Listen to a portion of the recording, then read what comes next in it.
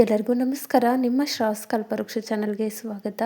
ಇವತ್ತು ಬೆಳಿಗ್ಗೆ ಎದ್ದ ತಕ್ಷಣ ನೆನೆಸಿ ರುಬ್ಬಿದ ತಕ್ಷಣವೇ ಈ ರೀತಿ ಗರಿ ಗರಿಯಾಗಿರ್ತಕ್ಕಂಥ ದೋಸೆನ ಸಿರಿಧಾನ್ಯಗಳನ್ನು ಬಳಸ್ಕೊಂಡು ಹೆಲ್ದಿಯಾಗಿರ್ತಕ್ಕಂಥ ಒಂದು ದೋಸೆ ರೆಸಿಪಿ ಯಾವ ರೀತಿ ಮಾಡೋದು ಅಂತ ನೋಡೋಣ. ಧಾನ್ಯಗಳನ್ನು ಅಂದರೆ ಸಿರಿಧಾನ್ಯಗಳನ್ನು ಒಂದು 2 ಗಂಟೆ ಮುಂಚಿತವಾಗಿ ನೆನೆಸಿದರೆ ಸಾಕು. ಈ ರೀತಿ ಹೆಲ್ದಿಯಾಗಿರ್ತಕ್ಕಂಥ ಗರಿ ಗರಿಯಾಗಿರ್ತಕ್ಕಂಥ ದೋಸೆನ ನಾವು ಮಾಡ್ಕೊಳ್ಬೋದು. ಹಾಗಾದರೆ ಮಾಡೋ ವಿಧಾನ ನೋಡ್ಕೊಳ್ಳೋಣ.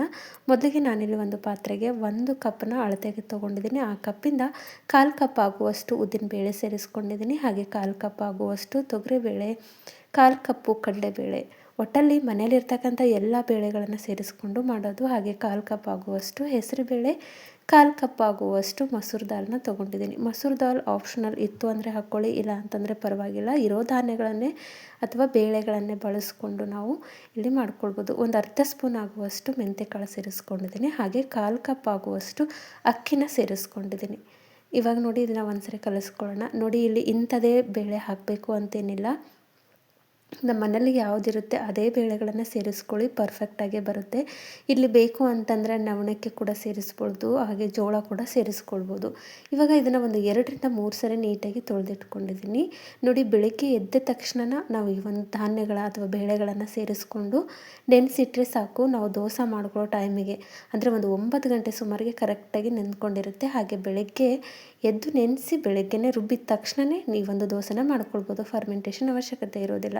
ಇವಾಗ ನೋಡಿ, ಬೇಳೆ ಎಲ್ಲ ಮುಳುಗುವಷ್ಟು ನೀರನ್ನ ಸೇರಿಸ್ಕೊಂಡಿದ್ದೀನಿ. ನಾನು ಕೂಡ ಬೆಳಗ್ಗೆ ಒಂದು 7 ಗಂಟೆ ಸುಮಾರಿಗೆ ಇಟ್ಕೊಳ್ತಿದ್ದೀನಿ. ಮೇಲ್ಗಡೆ ಒಂದು ಪ್ಲೇಟ್ನ ಮುಚ್ಚಿ ಸೈಡಲ್ಲಿ ಇಟ್ಬಿಡೋಣ. ಇವಾಗ ನೋಡಿ, ಒಂದು 9:30 ಟೈಮ್ ಅಂದರೆ ಒಂದು 2 ಗಂಟೆ ಮಾತ್ರ ನೆನೆಸ್ಕೊಂಡಿದ್ದೀನಿ. ಕರೆಕ್ಟಾಗಿ ನೆಂದ್ಕೊಂಡಿರುತ್ತೆ.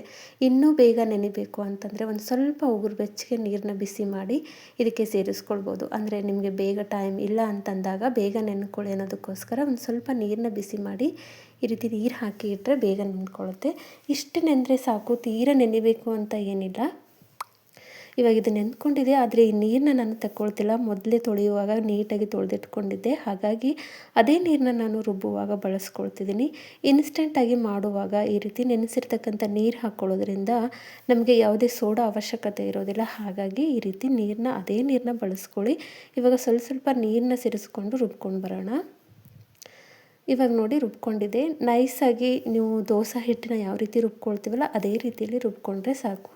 ನೋಡಿ, ಈ ರೀತಿ ನಿಮ್ಗೆ ಇಲ್ಲಿ ಕಲರ್ಗೂ ಚೇಂಜ್ ಬೇಕು ಅಂತಂದರೆ, ರುಬ್ಬುವಾಗ ಬೇಕು ಅಂದರೆ ಒಂದು ಸ್ವಲ್ಪ ಶುಂಠಿ ಅಥವಾ ಒಣಮೆಣಸಿನ್ಕಾಯಿ ಸೇರಿಸ್ಕೊಂಡು ಕೂಡ ರುಬ್ಕೊಳ್ಬೋದು. ನಾನಿಲ್ಲಿ ಪ್ಲೇನ್ ಆಗಿರಲಿ ಅನ್ನೋದಕ್ಕೋಸ್ಕರ ಹಾಗೆ ರುಬ್ಕೊಂಡಿದ್ದೀನಿ. ಇವಾಗ ಇದನ್ನು ಇನ್ನೊಂದು ಪಾತ್ರೆಗೆ ತಗೊಳ್ತಿದ್ದೀನಿ. ಪ್ರತಿ ಬ್ಯಾಟರ್ ಕೂಡ ಒಂದೇ ಹದದಲ್ಲಿ ರುಬ್ಕೊಳ್ಬೇಕು, ಹಾಗಾಗಿ ನೋಡ್ಕೊಂಡು ರುಬ್ಕೊಳ್ಳಿ. ಹಾಗೆ ನಿಮಗೆ ಟೇಸ್ಟ್ ಬೇರೆ ರೀತಿ, ಸ್ವಲ್ಪ ದಾಲ್ ಅಂದ ತಕ್ಷಣ ಒಂದು ಸ್ವಲ್ಪ ನಮಗೆ ಮದ ಅಥವಾ ಅದ್ರ ಟೇಸ್ಟ್ ಬೇರೆ ರೀತಿ ಅನಿಸುತ್ತೆ. ಬೇಕು ಅಂದರೆ ನೀವು ಇದಕ್ಕೆ ಹಸಿ ಶುಂಠಿ ಅಥವಾ ಹಸಿರು ಮೆಣಸಿನಕಾಯಿ ಅಥವಾ ಕೆಂಪು ಮೆಣಸಿನಕಾಯಿನ ಕೂಡ ಸೇರಿಸ್ಕೊಂಡು ರುಬ್ಕೊಳ್ಬೋದು. ಅಷ್ಟೊಂದು ಚೇಂಜ್ ಏನೂ ಅಲ್ಲ, ಬಟ್ ಹೆಲ್ದಿಯಾಗಿರ್ತಕ್ಕಂಥ ಒಂದು ರೆಸಿಪಿ. ಯಾಕಂದರೆ ಸಿರಿಧಾನ್ಯಗಳ ಬೇಳೆಗಳನ್ನು ನಾವಿಲ್ಲಿ ಸೇರಿಸಿರೋದ್ರಿಂದ ಮಕ್ಕಳಿಗಂತೂ ತುಂಬಾ ಹೆಲ್ದಿಯಾಗಿರ್ತಕ್ಕಂಥ ರೆಸಿಪಿ. ವೆಯ್ಟ್ ಲಾಸ್ ಮಾಡೋರಿಗೆ ಕೂಡ ಹೆಲ್ದಿಯಾಗಿರ್ತಕ್ಕಂಥ ಒಂದು ರೆಸಿಪಿ. ಇಲ್ಲಿ 2 ಬ್ಯಾಚನ್ನು ಒಂದೇ ಹದದಲ್ಲಿ ರುಬ್ಕೊಂಡು ಇಟ್ಕೊಂಡಿದ್ದೀನಿ. ಇವಾಗ ಕಲಿಸ್ಕೊಳ್ಳೋಣ. ನೀರನ್ನ ನೋಡ್ಕೊಂಡು ಹಾಕ್ಕೊಳ್ಳೋಣ. ಇವಾಗ ಕೂಡ ನಾನು ನೀರನ್ನ ಸೇರಿಸ್ಕೊಳ್ಳೋದಾಯಿತು ಅಂತಂದರೆ ನೆನೆಸಿಟ್ಟಿರ್ತಕ್ಕಂಥ ನೀರನ್ನೇ ಸೇರಿಸ್ಕೊಳ್ತಿದ್ದೀನಿ. ನಿಮಗೆ ಈ ರೀತಿ ಇಂಟ್ರೆಸ್ಟ್ ಇಲ್ಲ ಅಂತಂದರೆ ಪ್ಲೇನ್ ವಾಟರ್ ಕೂಡ ಹಾಕ್ಕೊಳ್ಬೋದು, ನಾರ್ಮಲ್ ವಾಟರ್ ಕೂಡ ಸೇರಿಸ್ಕೊಳ್ಬೋದು. ಇವಾಗ ರುಚಿಗೆ ತಕ್ಕಷ್ಟು ಉಪ್ಪು ಸೇರಿಸ್ಕೊಳ್ತಿದ್ದೀನಿ. ಇಲ್ಲ ಯಾವುದೇ ರೀತಿಯ ಸೋಡಾ ನೀವು ಬಳಸ್ಕೊಳ್ಳೋ ಅವಶ್ಯಕತೆ ಇರೋದಿಲ್ಲ. ದೋಸೆ ಹಗುರವಾಗೇ ಬರುತ್ತೆ, ಯಾಕಂದರೆ ಬೇಳೆಗಳನ್ನು ಬಳಸಿರೋದ್ರಿಂದ. ಹಾಗಾಗಿ ಸೋಡಾ ಅವಶ್ಯಕತೆ ಇಲ್ಲ. ಸ್ವಲ್ಪ ನೀರನ್ನ ನೋಡಿಕೊಂಡು ಸೇರಿಸ್ಕೊಂಡು ದೋಸೆ ಹಿಟ್ಟಿನ ಬ್ಯಾಟರ್ಗೆ ಹಿಟ್ಟನ್ನು ರೆಡಿ ಮಾಡಿಕೊಂಡ್ರೆ ಆಯಿತು. ಈ ಹಿಟ್ಟನ್ನು ರುಬ್ಬಿದ ತಕ್ಷಣವೇ ನಾವು ಮಾಡ್ಕೊಳ್ಬೋದು ದೋಸೆನ, ಫರ್ಮೆಂಟೇಷನ್ ಅವಶ್ಯಕತೆ ಇಲ್ಲ. ಇವಾಗ ಹಿಟ್ಟು ರೆಡಿಯಾಗಿದೆ. ಈ ಸೈಡಲ್ಲಿ ದೋಸೆ ಹಂಚನ್ನು ಕಾಯಲಿಕ್ಕೆ ಇಟ್ಟಿದ್ದೆ. ಪ್ರತಿ ಸರಿ ಹೇಳೋ ಹಾಗೇ ದೋಸೆ ಹಂಚನ್ನು ಈ ರೀತಿ ಕಾಯಿಸ್ಕೊಂಡು ಮೇಲ್ಗಡೆ ಸ್ವಲ್ಪ ನೀರು ಹಾಕಿ ಈ ರೀತಿ ಒಂದು ಕಾಟನ್ ಬಟ್ಟೆಯಿಂದ ಕ್ಲೀನ್ ಮಾಡ್ಕೊಳ್ಳಿ ಪ್ರತಿ ದೋಸೆ ಹಾಕುವಾಗ. ಅಂದಾಗ ದೋಸೆ ಕರೆಕ್ಟಾಗಿ ಲೈನ್ ರೀತಿಯಲ್ಲಿ ಬರುತ್ತೆ. ಹಾಗೆ ಹೈ ಫ್ಲೇಮಲ್ಲಿ ಇಟ್ಕೊಂಡು ದೋಸೆ ಹಾಕ್ಕೊಳ್ಬಾರ್ದು. ಮೀಡಿಯಮ್ ಟು ಲೋ ಫ್ಲೇಮಲ್ಲಿ ಇಟ್ಕೊಂಡು ಈ ರೀತಿ ಹಿಟ್ಟನ್ನು ಹಾಕ್ಕೊಂಡು ನಾರ್ಮಲಾಗಿ ದೋಸೆನ ಯಾವ ರೀತಿ ನಾವು ಸ್ಪ್ರೆಡ್ ಮಾಡ್ತೀವಿ ಅದೇ ರೀತಿಯಲ್ಲಿ ಸ್ಪ್ರೆಡ್ ಮಾಡ್ತಾ ಹೋಗಿ. ನೋಡಿ, ಪರ್ಫೆಕ್ಟ್ ಆಗಿರ್ತಕ್ಕಂಥ ಹೆಲ್ದಿ ಆಗಿರ್ತಕ್ಕಂಥ ಆರೋಗ್ಯಕರವಾಗಿರ್ತಕ್ಕಂಥ ಸಿರಿಧಾನ್ಯಗಳಿಂದ ಮಾಡ್ಕೊಂಡಿರ್ತಕ್ಕಂಥ ಒಂದು ದೋಸೆ ರೆಸಿಪಿ. ಈ ದೋಸೆನ ನಾವು ಯಾವ ರೀತಿ ನಾರ್ಮಲ್ ದೋಸೆ ಬೇಯಿಸ್ಕೊಳ್ತೀವಲ್ಲ ಅದೇ ರೀತಿ ನಿಮಗೆ ಕ್ರಿಸ್ಪಿ ಆಗಬೇಕು ಅಂತಂದರೆ ಲೋ ಟು ಮೀಡಿಯಮ್ ಫ್ಲೇಮಲ್ಲಿ ಇಟ್ಕೊಂಡು ಕ್ರಿಸ್ಪಿಯಾಗಿ ಸ್ವಲ್ಪ ಹೊತ್ತು ಬಿಟ್ಕೊಂಡು ಬೇಯಿಸ್ಕೊಳ್ಬೋದು. ಹಾಗೆ ಅಂಚನ್ನು ಕರೆಕ್ಟಾಗಿ ಆಚೆ ಈಚೆ ಸ್ವಲ್ಪ ತವನ ಸರಿಸ್ಕೊಂಡು ಬೇಯಿಸ್ಕೊಳ್ಬೇಕಾಗತ್ತೆ. ಇವಾಗ ನೋಡಿ ದೋಸೆ ಕೆಂಪಾಗೋವರೆಗೂ ವೇಟ್ ಮಾಡ್ಕೊಳ್ಬೇಕು. ಮೇಲ್ಗಡೆ ಒಂದು ಸ್ವಲ್ಪ ನಾನಿಲ್ಲಿ ಎಣ್ಣೆ ಹಾಕ್ಕೊಳ್ತಿದ್ದೀನಿ. ಎಣ್ಣೆ ಅಥವಾ ತುಪ್ಪ ಸೇರಿಸ್ಕೊಂಡು ಬೇಯಿಸ್ಕೊಳ್ಬೋದು, ಇಲ್ಲ ಅಂತಂದರೆ ಹಾಗೆ ಕೂಡ ಬೇಯಿಸ್ಕೊಳ್ಬೋದು. ಆದರೆ ಮೀಡಿಯಮ್ ಫ್ಲೇಮಲ್ಲಿ ಇಟ್ಕೊಂಡು ಬೇಯಿಸ್ಕೊಳ್ಬೇಕು, ಯಾಕಂದರೆ ಕಲರ್ ಬೇಗ ಚೇಂಜ್ ಆಗುತ್ತೆ. ಇಲ್ಲಿ ಬೇಳೆಗಳನ್ನು ಬಳಸಿರೋದ್ರಿಂದ ಕಲರು ಗಾಢವಾಗಿ ಚೇಂಜ್ ಆಗ್ತಾ ಹೋಗುತ್ತೆ. ಹಾಗಾಗಿ ಲೋ ಫ್ಲೇಮು ಅಥವಾ ಮೀಡಿಯಮ್ ಫ್ಲೇಮಲ್ಲಿ ಇಟ್ಕೊಂಡು ಬೇಯಿಸ್ಕೊಳ್ಳಿ. ಇವಾಗ ನೋಡಿ ಕೆಂಪಾಗಿದೆ. ಇಷ್ಟಾದರೆ ಸಾಕು. ದೋಸೆ ಹಂಚಿನ ತನ್ನಿಂದ ತಾನೇ ಬಿಟ್ಕೊಳ್ಳುತ್ತೆ ನೋಡಿ. ಈ ರೀತಿ ತಗೊಂಡ್ರೆ ಮುಗೀತು.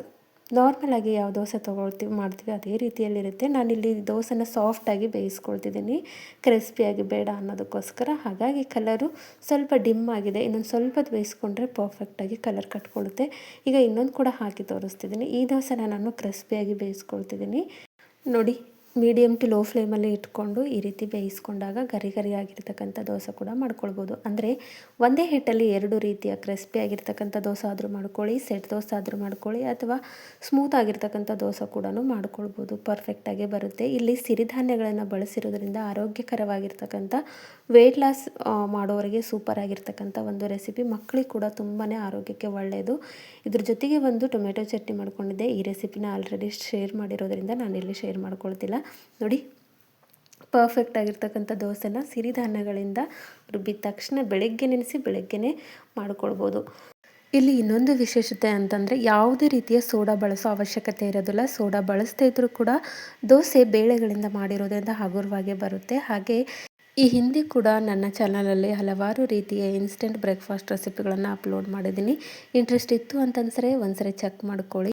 ಐ ಹೋಪ್ ಇವತ್ತು ನಾನು ಮಾಡಿರ್ತಕ್ಕಂಥ ಒಂದು ಸಿರಿಧಾನ್ಯಗಳಿಂದ ಮಾಡಿರ್ತಕ್ಕಂಥ ಇನ್ಸ್ಟೆಂಟು ದೋಸೆ ರೆಸಿಪಿ ನಿಮಗೆ ಭಾಳ ಇಷ್ಟ ಆಗದ ಅಂದ್ಕೊಳ್ತೀನಿ. ಇಷ್ಟ ಆಗಿದ್ದರೆ ದಯವಿಟ್ಟು ನನ್ನ ಚಾನಲ್ನ ಸಬ್ಸ್ಕ್ರೈಬ್ ಮಾಡ್ಕೊಳ್ಳಿ.